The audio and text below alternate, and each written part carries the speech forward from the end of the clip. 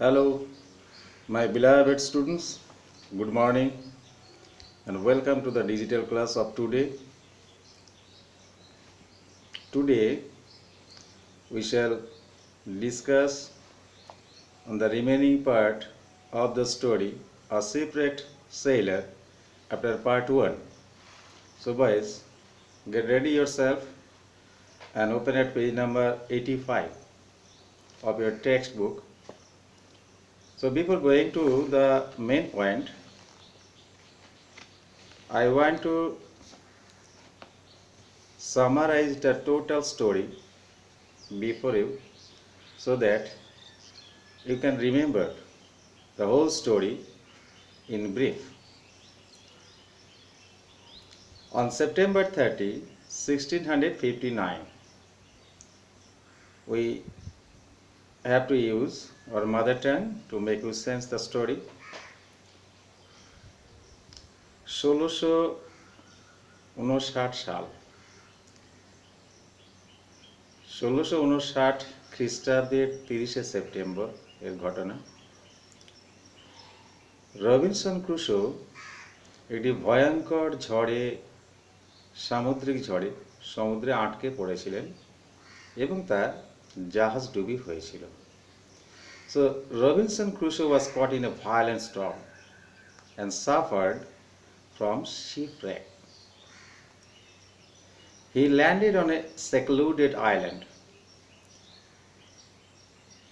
তো সে একটা নির্জন দ্বীপে গিয়ে পৌঁছায়। দুদিন পর যখন বৃষ্টি থেমে যায় তখন সে তার ডুবে যাওয়া জাহাজের কাছে সাঁতার কেটে যায় এবং সে যা পেয়েছে তাই নিয়ে এসেছিল।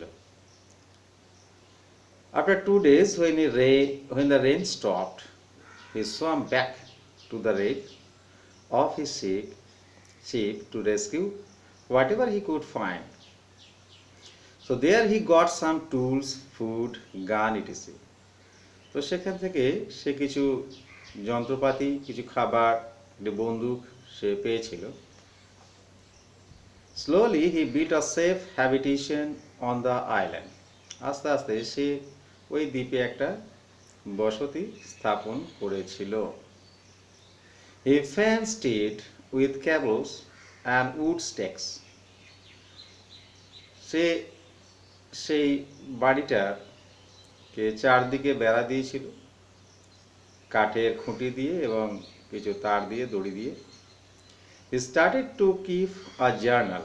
সে তার দৈনন্দিন ক্রিয়াকর্মের একটা হিসেব সে রাখছিল, তাকে জার্নাল বলা হচ্ছে। 7ই নভেম্বর আবহাওয়ার উন্নতি হয়েছিল আর সে বার্লি চাষ শুরু করেছিল। So on 7th November the weather improved. He started cultivation by growing barley.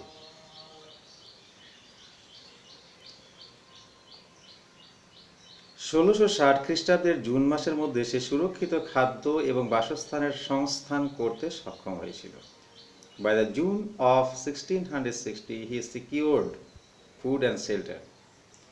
Once he got high fever but recovered soon. এক সময়তে তার শরীরটা খারাপ হয়ে গিয়েছিল কিন্তু খুব তাড়াতাড়ি সে আবার সেরে উঠেছিল। On 15th July he made a survey of the island and found fresh water and plenty of juicy fruits like melons, grapes, which he carried back to his tent house.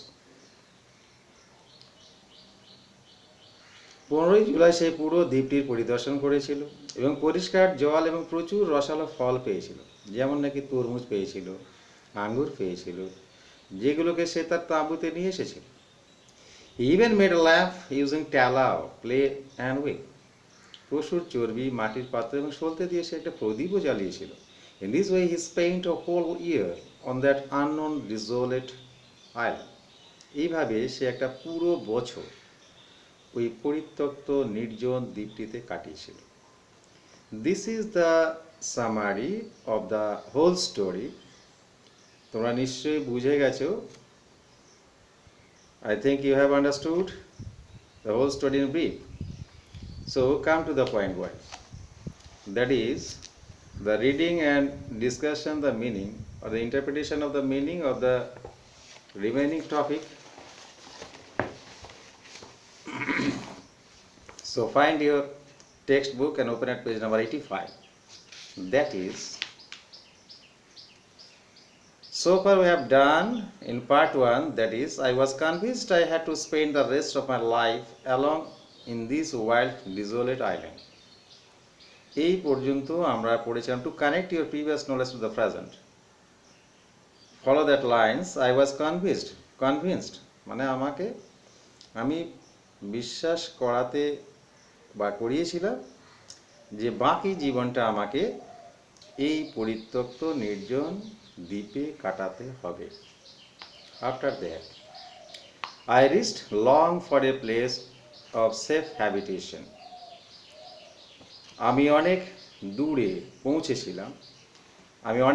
পৌঁছেছিলাম একটা নিরাপদ আশ্রয় তৈরি করার জন্য বা পাওয়ার জন্য। I found a little plain on the side of a rising hill. একটা জায়গায় দেখা গেল একটা পাহাড় উঠে গিয়েছে, তার নিচে একটি ছোট্ট সমতল ভূমি আছে। On the rocky wall of the hill there was a hollow place worn in. সেই পাহাড়ের পাথরের দেওয়ালের মধ্যে একটা ক্ষয়ে যাওয়া ওয়ার্নিং মানে ক্ষয়ে যাওয়া একটা গর্ত মতো জায়গা, ফাঁকা জায়গা আছে। I like the entrance to a cave. অর্থাৎ কোনো গুহার মধ্যে ঢোকার যে প্রবেশদ্বার সেই রকম ধরনের দেখতে এটা।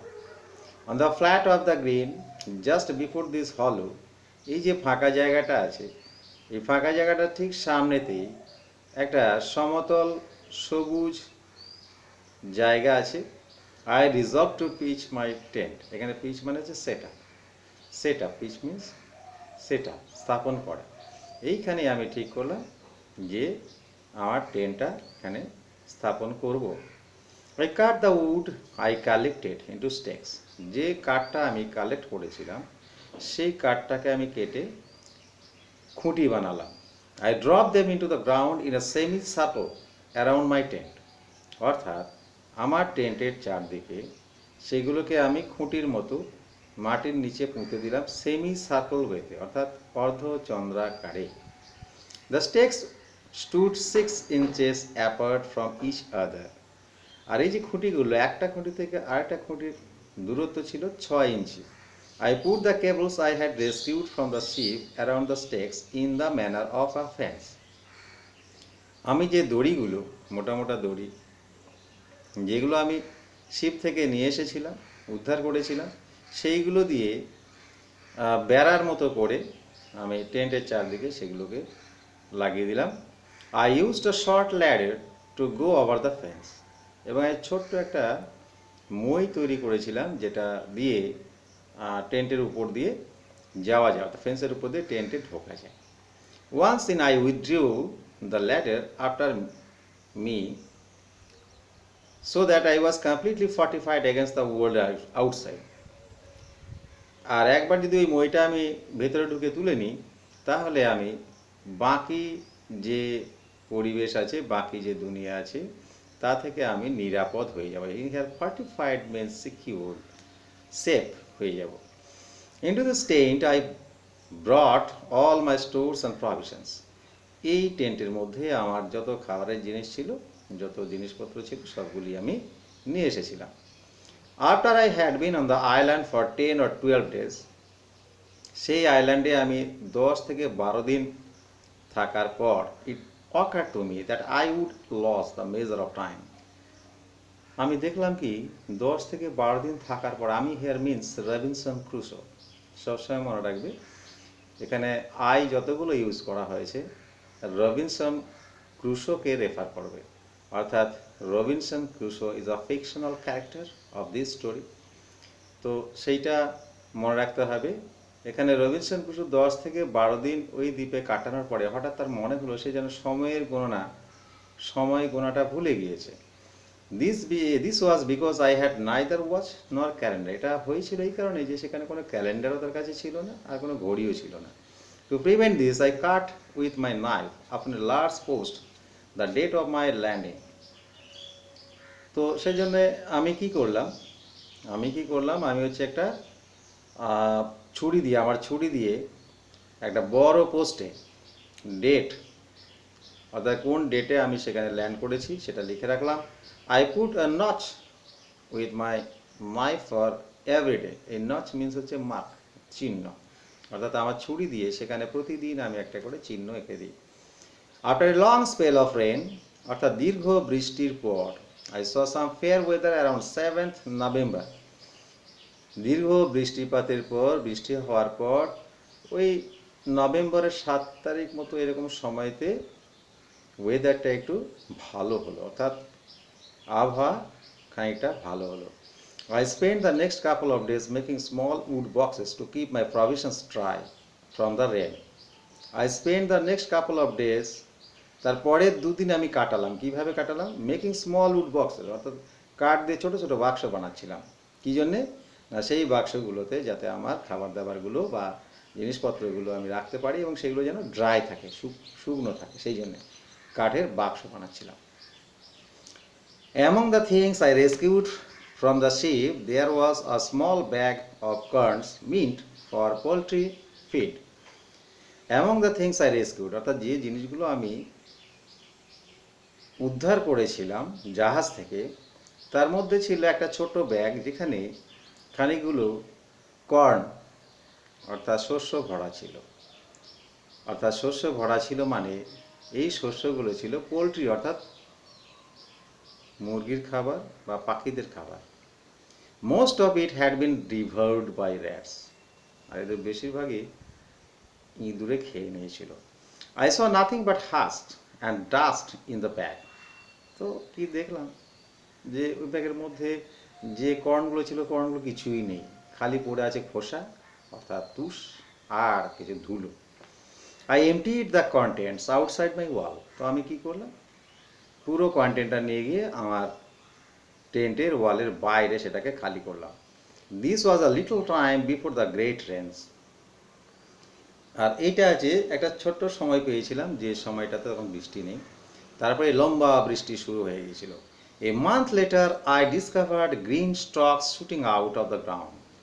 1 মাস পরে আমি দেখলাম কি একটা সবুজ গাছের কাণ্ড বেরিয়ে আসছে মাটি থেকে।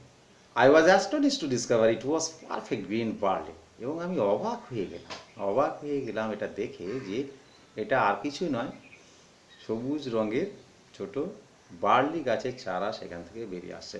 By the June of 1660 I had gained security of food and shelter.